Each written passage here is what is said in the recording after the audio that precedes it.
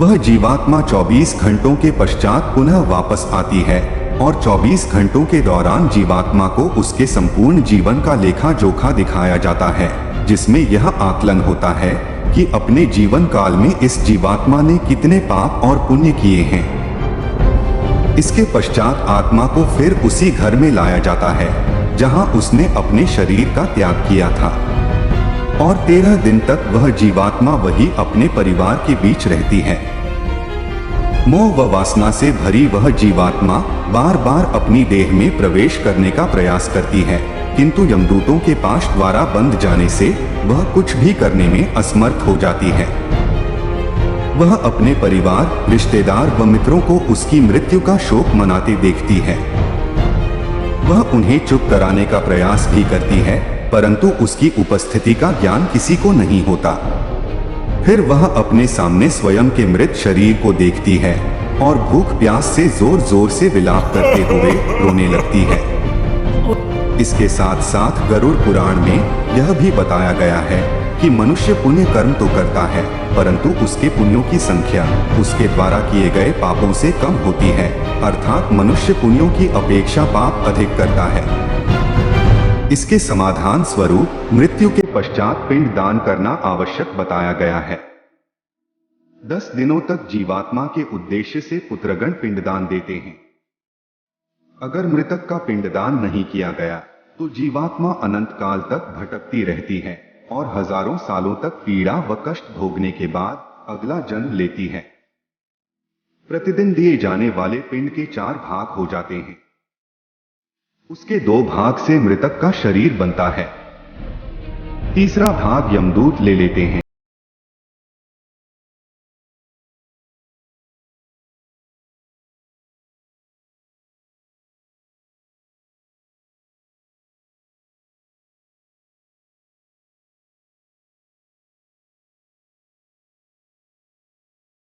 तक दिए जाने वाले पिंडदान में विधि, मंत्र, स्वधा, आवाहन और आशीर्वाद का प्रयोग नहीं होता, केवल नाम तथा गोत्र से पिंडदान दिया जाता है।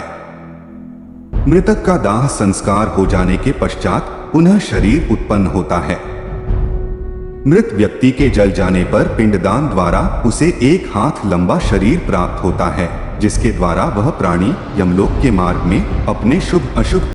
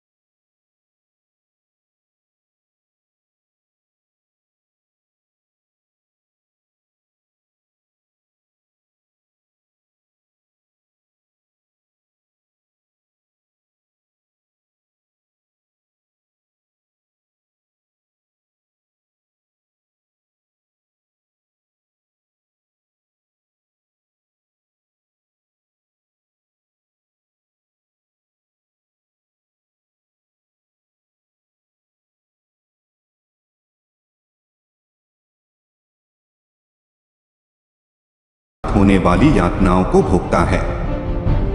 जो व्यक्ति जितना पापी होगा उसका अंतिम मार्ग उतना ही कठिन होता है और वह जितना पुण्यकारी, निष्कपटी और भगवत प्रेमी होगा उसकी स्वर्ग की यात्रा उतनी ही सरल व सुखदायक होगी।